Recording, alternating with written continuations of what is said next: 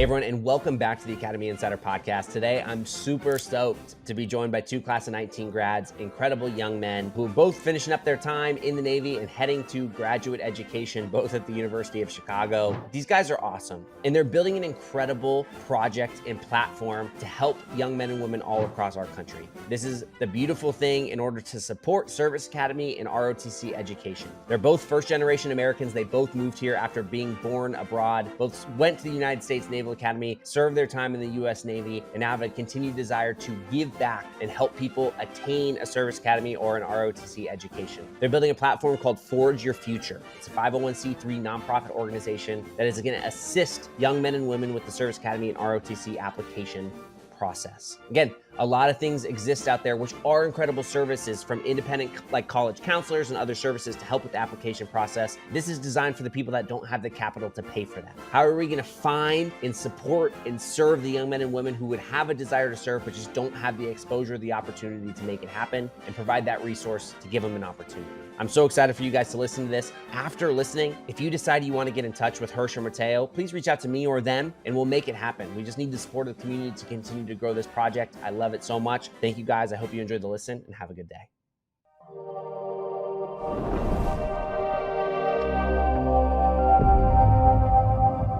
Hersh and Mateo, my guys, thank you so much for taking the time to come on and be on the Academy Insider podcast and talk about this incredible project that you're working on. But before we get there, I just want to give you the opportunity to introduce yourself to the Academy Insider audience. Hersh, we'll start with you. If you guys don't mind just giving a quick rundown of like who you are, where you're from, like how you grew up, what brought you to the Naval Academy, and now currently where you're at today. Sure, sounds good. Grant, again, thanks so much for having us on. Love what you're doing with Academy Insider. And so a little bit of myself. I'm a Naval Academy 19 graduate, grew up in New Hampshire, coming from a first-generation Indian American family. I commissioned as a meteorology oceanography officer and served for 5.5 years on active duty and recently separated as of last year. And now I am going to get my MBA at the University of Chicago Booth School of Business, and I'm going to be a student again. So super stoked for that. Super stoked, superstar, dude. All right, and you, Mateo? Yeah, thanks, Grant. We really appreciate you having us on your podcast. Mateo Ronquillo, class of 2019 grad at the U.S. Naval Academy. Born in Lima, Peru, raised in San Francisco, California. Commissioned in 2019 as a nuclear submarine officer. Did a year in Charleston, stationed in Hawaii for the next 4 years. And yeah, now I worked for a year in Defense Tech, and now I'm going to be getting my MBA and Master's in Data Science at the University of Chicago. At U Chicago Bay. Hey, back together in Chicago. You guys planning on living together? What's the plan? You guys inseparable at this point, or what's happening?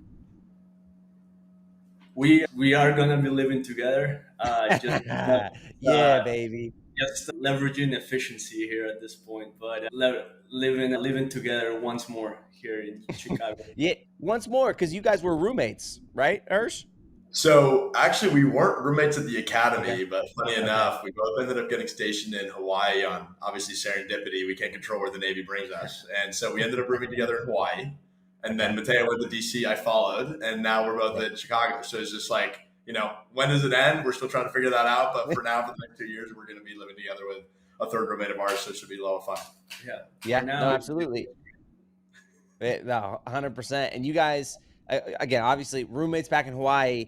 We're going to jump into what you're building with Forge Your Future, and I'll give you the opportunity to talk about that. But was this an idea that was generated back in Hawaii, or like at what point was this conversation had between you two?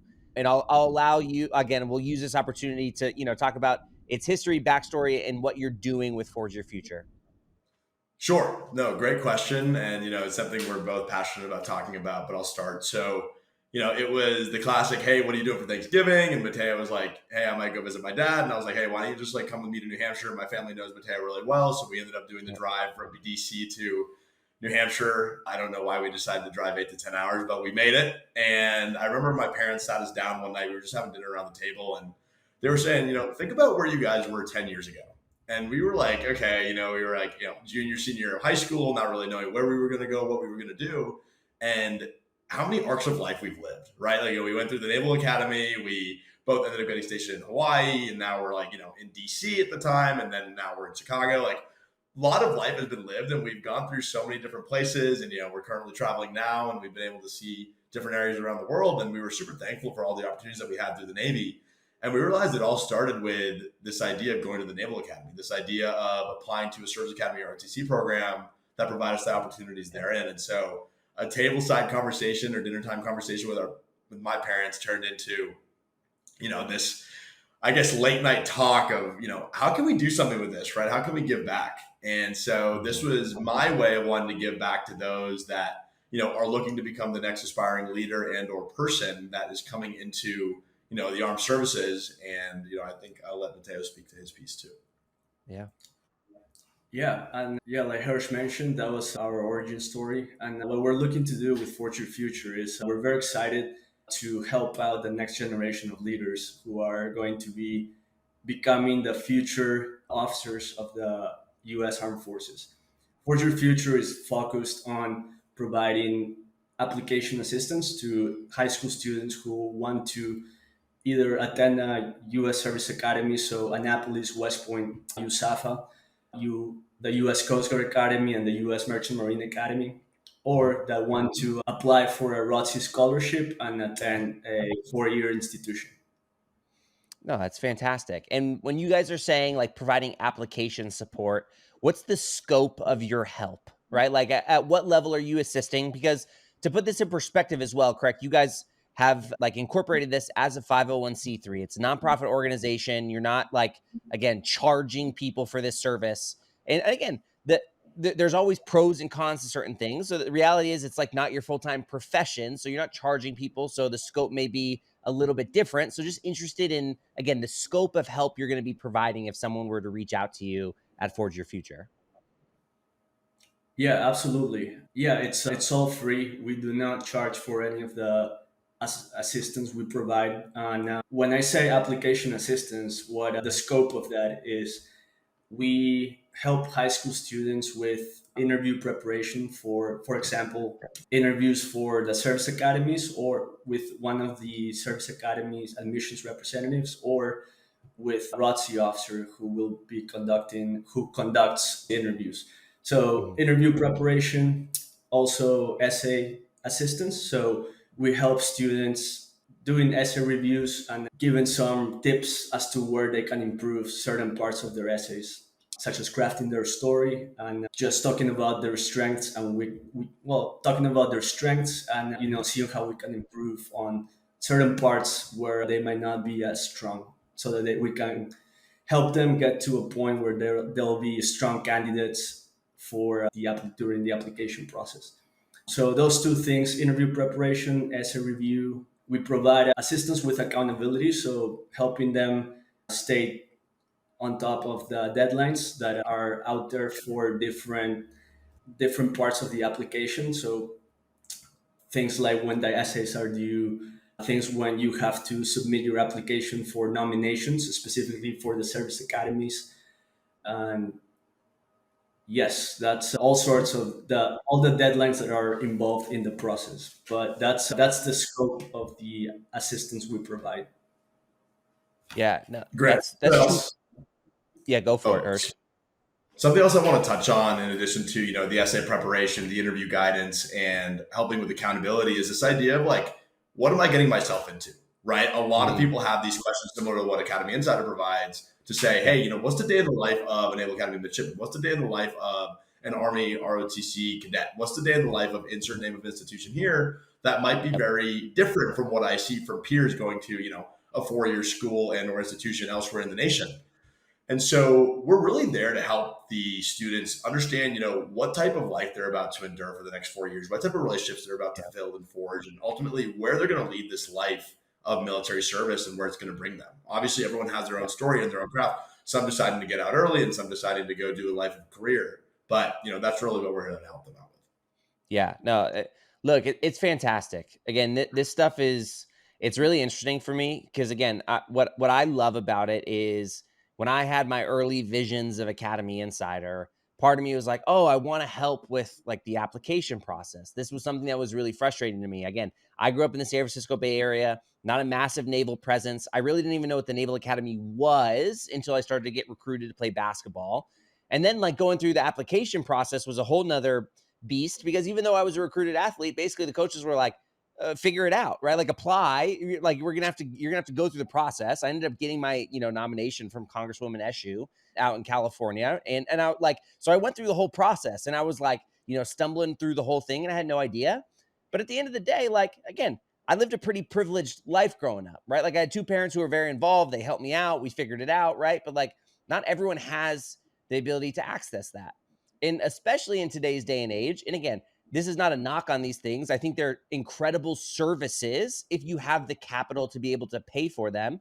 But there are a lot of incredible like consulting services that may run you literally about 10 grand that will be like hold your hand through the process, right? And again, they're incredible. Not everyone has 10 grand to help on an application support, right? And so, I have a passion for this, and like as well, like I just want to support you guys in everything you're doing, because to be able to provide that level of insight, to be able to provide that support, that secondary look, that preparation assistance to people who might not otherwise be able to have that in their corner, that's huge, right? And like the more that we can have representation from all across the country, every demographic, every region of the United States, from every background and every different like socioeconomic piece, right? Like it's part of what makes the pie of the American military so incredible, including in the wardroom and in the like officer ranks. And so again, I love what you guys are doing. I'm so excited about this. And I even just want to dig a little bit more again into like what motivated you guys to start this? Because like, did you know that you wanted to go to the Naval Academy when you were both growing up? And Hersh, you mentioned your first, like first generation born here, American Indian. Mateo, you moved here from Peru. You grew up for a lot of your time in Peru. Like, what was your guys' driving force and motivation yourselves to attend a service academy? And what assistance and support did you have, if at all? Yeah, I'm happy to take that question. So actually, Grant, I was actually born in India, but I moved to New Hampshire when I was very young. So I was 4 months old. Okay. Yeah. So I was super young, and obviously raised very American, growing up in New Hampshire, suburban neighborhood, white picket fence, all the fun thing, neighborhood block parties and the like. And there was a moment in my life that really struck me. It was, August of 2006. I was 9 years old. We had just come back from a family trip to India, probably 6 months before. And, there was a huge awakening that I had at 9 years old going on that trip. It was like, wow, like this could have been my life. Right. And I'm not to say or discount, that experience, very proud of where I come from, very proud of my heritage, but I didn't realize how different that side of the world was. I didn't realize like what taking an opportunity for granted meant, and something my parents always talked about, right? Like never take an opportunity for granted. And one aspect that I really remember going back to August 2006 is my parents hoisting me up in the air as we were getting naturalized in that New Hampshire courthouse and becoming American citizens. The flags were waving, tears were shed, and people were just like very emotional. And I just remember like that being a very moving part of like what defined my journey to get to the Naval Academy. And so going into like my senior year, I started to take a very deep interest into, what a life of service might look like. And so, both of my parents were military brats growing up. My dad's dad served in the Indian Air Force. My mom's dad served in the Indian Army. So we always had a semblance of understanding of what military life looked like, but from a very far removed lens, at least in my case. And so that was my initial inspiration, right? Like being able to carry that line forward, to give back to a country that gave my parents and I, as well as my brother, so much. And, really just have that pay it forward mentality. So that's my story. Heck yeah. What about you, Mateo? Yeah, definitely. For me, my motivational moment came, I think it was my sophomore year of high school, when during my naturalization ceremony in Oakland, California. And during that time, I think at that point in time, with my parents, we'd grown up I'd grown up up until 10 years old in Peru. And I think at that point in time, it made me realize that this was our new home for the rest of our lives. And so I really felt inspired to just serve and essentially give back to the country, really, that gave us so many opportunities. Mm-hmm. I think it's safe to say that I wouldn't be here today if, my parents hadn't made the decision to move to the San Francisco Bay Area. And I wouldn't have a lot of the relationships that I have right now, friends, close family friends if I hadn't grown up in San Francisco. And Yeah. so for me at that point in time, that naturalization ceremony during my sophomore year of high school was really the motivational moment that I look back to when I decided during my senior year of high school that I really wanted to do this, that I wanted Yeah. to go ahead and give back to the country that really gave me an opportunity to make something of myself. And Yeah. it's something that I hope to help, you know, students, high school students who might find themselves in underrepresented communities, Yep. and give them that help, give them that chance to also go ahead and give back to the U.S. and make something of themselves. Something I want to touch on in addition to that, Grant, is you asked us like how much help or support we had, growing through the process. Yeah. I'm very similar to you in the case, like both of my parents were very involved in the process, right? Like Okay. I remember having, pretty much daily check-ins. I would come back tired, like 3-hour high school track practice, coming home, helping mom out cook and clean. And, now it's like 8 p.m. and I'm looking at like high school homework. And my dad's like, so where are you at with your applications? And I'm like, okay, it's gargantuan of a beast that I got to deal with, but very thankful for the support that they gave me through that process. And, would not have been anywhere close to getting that thing done had it not been for their love, support, time. No. So that's my story there. Dude, I love it. And again, it's hilarious because for me too, right? Like, well, my dad, like when the basketball coach like offered me to come play basketball at the Naval Academy, my dad was like, he was like over the moon. He's like, this is the coolest thing in the world. Like, are you kidding me? Like, this is the greatest experience. And then from then on, it was like, all right, well, application. Like, have you done this? Have you done that? Have you submitted this? Have you submitted that? Like, let me take a look. Right. And so, I had that experience, but what's been really interesting is now as a blue and gold officer, the past 2 years of like applications as a blue and gold officer, I feel like I've actually been pretty proactive in reaching out to people who submit that, even just like submit the first thing that says like, I want to open up an application portal, right? Like I generally reach out each year. Like I was assigned basically 10 potential candidates. In both years, only about 3 or 4 people actually made it to the end of the application process, right? And so that piece was really interesting to me because I'm trying to reach out, but like, you don't want to be overbearing necessarily, but I would check in and make sure to see if they need any help. And just, again, the amount of people, because it's such an in-depth process. Again, if you don't have that support at home, like it might be tough sometimes, right? And so to have the service that you guys have, that's not going to come out of cost for some of these individuals, but is going to provide them a resource. It's going to provide them a guide. It's going to provide them just the general wherewithal and accountability to make their way through the process. And I think there are so many people who would be incredible candidates for a service academy who just don't have the environment at home to like get them through the process, right? And so I'm super stoked about what you guys are doing. Like, I think this is super cool. Obviously, the two of you are like heading this operation, but I mean, that's a lot of work. Like, how are you guys sourcing help? Who are you reaching out to? What's your current level of volunteerism or support you're receiving for this? And, if you had a call to action for any alumni who are listening to this, like, what would it be? Like, what do you guys need your staff of volunteers to look like to be successful? Yeah, absolutely. And me and Hersh are indeed heading this operation. I have to say that we really couldn't do it without the support of all the people who have volunteered.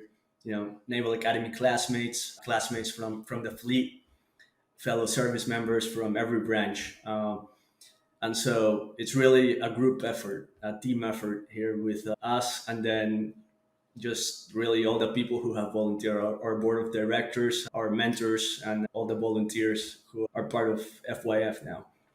Our mentors, we've been pleasantly surprised by the outpouring of support of people who have signed up to be mentors, either active duty officers who have attended a ROTC program or a service academy, and or former active duty officers and who have been those things in the past. And we really our volunteers are represented from every single branch. So we have people from the Navy, from the Army, Air Force, Coast Guard, and then also from just a wide range of schools, people who have gone schools from the West Coast to the East Coast and to every single service academy: Annapolis, West Point, USAFA, Coast Guard Academy, and U.S. Merchant Marine Academy. So we have people that we can connect with high school students depending on their goal of what service academies they want to attend to, or what ROTC scholarships they're interested in. Yeah. So, I think a call to action from that, right? We have a very diverse pool of people that we are involved with, both from a mentor standpoint as well as a volunteer standpoint.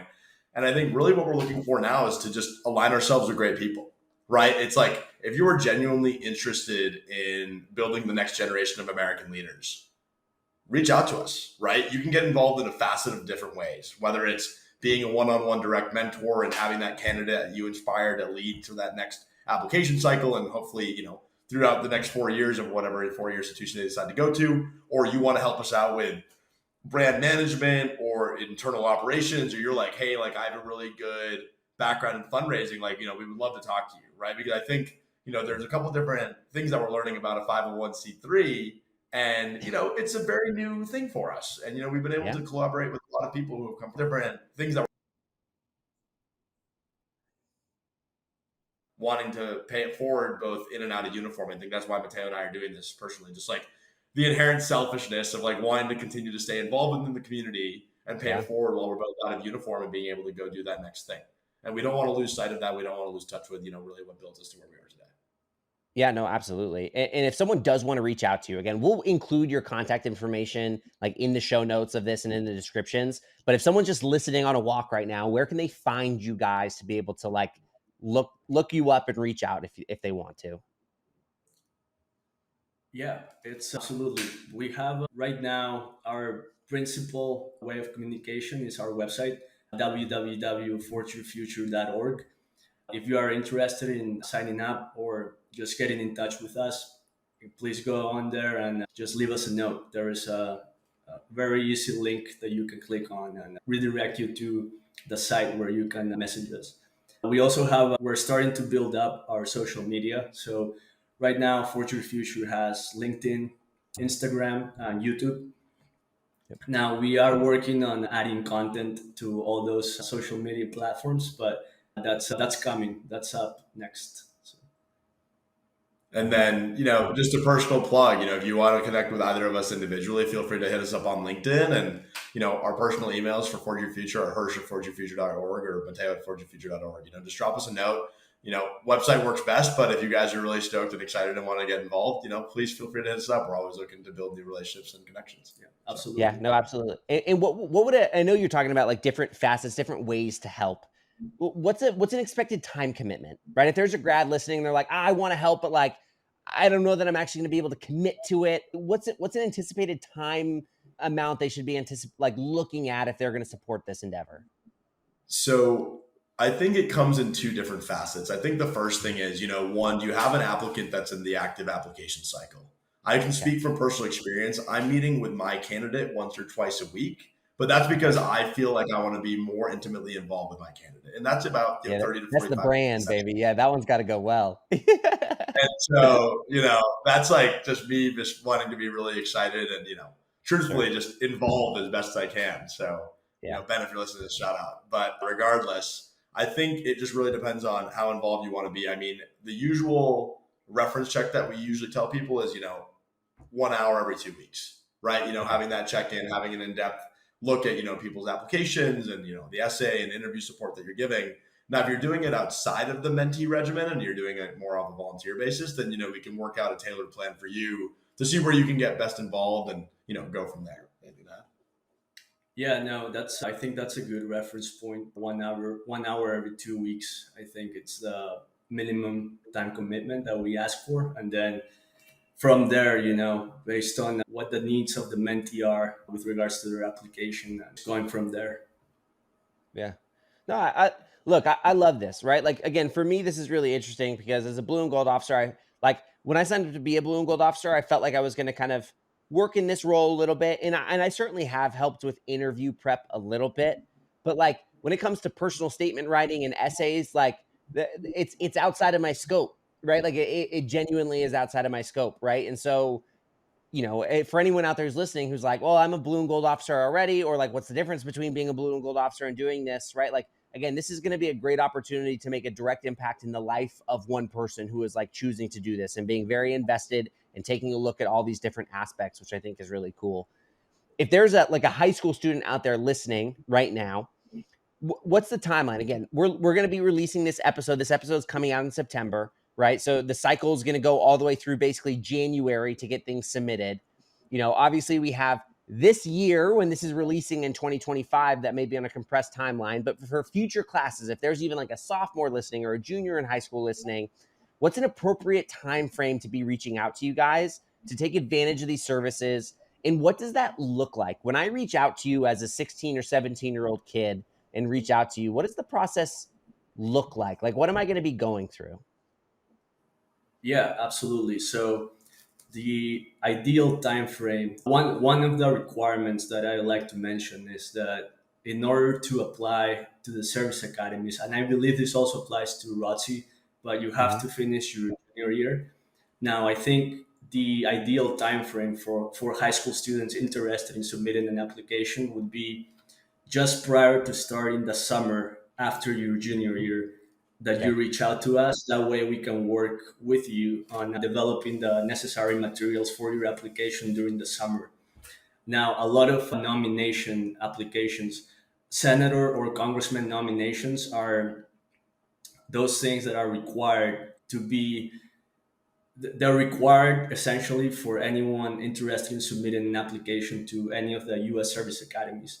And so some of those deadlines are actually at the end of or middle of October, and I think there might be a few that are at the end of August. So some of them, but depending on that, if you're a high school senior and you are interested in submitting an application for starting next year, please reach out to us now. That way we can help you get the necessary application materials together.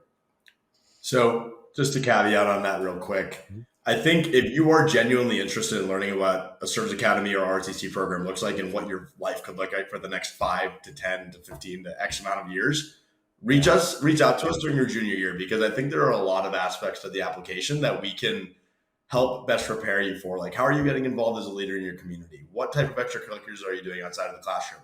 What do your academics look like, and how can you further bolster them if you need to? Who are you working with alongside at your school that can advocate for you from like a recommendation perspective? There's a lot of things to take into account, so we can start helping you in your junior year. But if you're really looking to apply, definitely get in touch with us the moment you step off foot from your high school campus and like are ready to go into the summer. That's when the work starts. So reach out to us during the summer before your senior year, and we're going to get started hot off the presses for your application preparation. So yeah, absolutely. No, heck yeah. And again, Hersh, you're mentioning like taking a look at what this outlook means for your life, right? Like what the next 5 year looks like, but what the next 10 years could look like, and what the next 20 years can look like. And again, both of you experienced the generational changing opportunities of a service academy, right? From not only the education to your fleet experience, but now into elite graduate education, right? And I think this is really incredible. Again, if you haven't listened, I encourage, and I'll put links to all this stuff in the show notes, but go take a listen to my episode that I did with Troy Thompson. That's all about the generational changing opportunities that exist in Annapolis, that exist as a result of a service academy education. And what I want to turn back to you guys is, as well, is this idea of what does a service education mean, in your opinion, or an ROTC education, right? Like, how has this impacted your life, and why should a young man or woman listening to this consider a service academy or a ROTC scholarship for their college education? So yeah, service academy education is really a great way to become a well-rounded leader in today's world. So just service academies offer a wide variety of majors, STEM majors, science majors, and even liberal arts majors.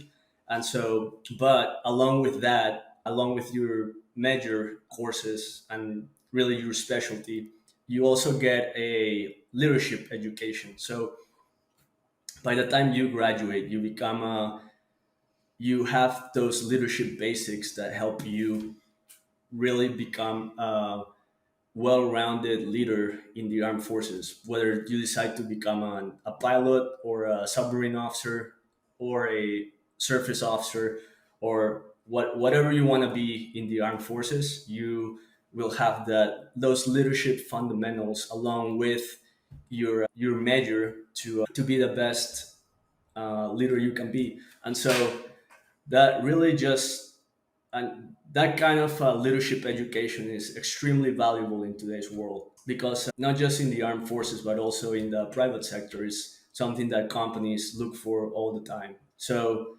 it's that's really the value of service academy education, that you will become a well-rounded leader and really be have a a set of marketable skills after you graduate. So I want to touch on my own personal experience. I think I agree with all those points that Mateo made. Being in this leadership lab, whether you're at an ROTC program or a service academy, you are thrown into the fire with people that have a common passion and purpose of serving alongside you to go lead the next generation of American military service members. And I think within that, you have to look at, okay, one, you're about to make relationships that are going to last a lifetime and even more. Okay. Like, the people that I've met through service are some of the closest friendships and relationships that I've been able to build within my entire life. And again, there have been multiple arcs and stages of life, right? Childhood, college, graduate school, time on active duty, time post active duty, going into graduate school again. Like, there's a lot of different relationships that I've built, but I think some of my strongest are from the Service Academy and or ROTC network. So that's one. Two, the idea of a worldly perspective. Okay. I cannot tell you how much travel I did while I was at the United States Naval Academy. And I'm not talking about spring break trips. I'm not talking about, going a weekend here and there. I'm talking like going through military training. I mean, I got sent to San Diego, Hawaii, Bahrain, Italy, and probably a number of other places that I'm not even thinking about right now that I wouldn't have had the opportunity to do and learn from people of different walks of life had it not been for that education and being able to teach me about different people, different facets of life, and ultimately how to lead them into the things that they're going to be doing in so many different walks. So those are the things that I would say make a great service academy and or ROTC education. Heck yeah, guys. I love it. Look, again, I'm just gonna double down on this, which is the service that you guys are providing is much needed, right? It's gonna hit the people that need the support, who have the desire, who are highly competent, who are highly capable, and they just need a little support to get the same opportunities that other people may get, right? And like, I love that, right? This idea of you both understanding how important your upbringing in the United States was and what it meant to you, your desire to go serve, and now your desire not to just coast on this opportunity that you've had, but to bring back and reach down and bring up the next wave of people who have that same desire as you, but might not have the same opportunity as you. And that is really cool. It's admirable. I love it, right? Like, I want to support this in any way that I can, right? And that's why I'm so excited to have you guys on the platform. And again, for all my Service Academy grads who are listening, and parents who are just very involved in the Service Academy process as well, the college professors out there that, listen to this platform. If you guys want to give back and help, please reach out to Hersh and Mateo, right? This platform will only be as strong as the community that invests into it as well. And I think we have that here within the Service Academy community to do a great thing and make it happen. For anyone out there who's listening, again, please feel free to reach out. Like, you may listen to this and be like, oh, this is awesome and great, but like, I do actually want a independent counselor, like an independent college counselor to help me with my stuff. Reach out. I mean, there are some incredible services. The Serve Well Academy, Academy Endeavors, Lisa Hillhouse, who's going to be on here talking about ROTC versus, a Service Academy education on a future episode. Like, all these things, there's so many great resources out there. What makes this extra special for Hersh and Mateo, right, is it is this pure altruistic vision to help those who don't have the resource to be able to do that with capital, right? And so I'm so happy to have you guys on the platform. I'm so glad we've been able to connect. I'm looking forward to supporting this project however I can. And before we wrap up, I want to push it back in your corner to see if you guys have any last things that you want to bring up that I may not have asked about that, like, you wanted to talk about, or anything, just kind of final words for, the Academy Insider audience. Just some final words. If you're a high school student and you're interested in ROTC or a service academy, please reach out. If you're a parent and know someone who might be interested in ROTC or a service academy, also please reach out. We are more than happy to help. And, we appreciate you, Grant, again, for having us on your platform. We appreciate everything Academy Insider has done. Also, shout out to Troy Thompson, Six Company. If you're in the house, you know what's up. And, much love to all the listeners and supporting this platform. We're super stoked to have you on board and look forward to working with you. No, love it. Mateo, gracias por estar aquí con nosotros y compartir tu historia. De verdad. Like, we love having you on here. This is awesome to make it happen. Hersh, my guy, you're the man. I'm excited for this for you guys. Again, listeners, if you have any questions, reach out to Hersh, Mateo directly. Reach out to me. I'll get you in touch and we'll make that thing happen. But again, forge your future, new 501c3 getting ready. I'm excited to probably have you guys back on the podcast next year after your first wave of help to kind of talk about things that you saw, common trends, things that went well, things that didn't go well, and tips for people coming through in the next year. But for right now, we just want to get you guys the exposure and get people in your corner to start building the data in the reps and sets to make this a great service. And really appreciate it. To everyone listening, thank you so much. And I hope you have a great rest of your day. Appreciate it. Thank you so much for listening to this episode of the Academy Insider Podcast. I really hope you liked it, enjoyed it, and learned something during this time. If you did, please feel free to like and subscribe or leave a comment about the episode. We really appreciate to hear your feedback about everything and continue to make Academy Insider an amazing service that guides, serves, and supports midshipmen, future midshipmen, and their families. Thank you.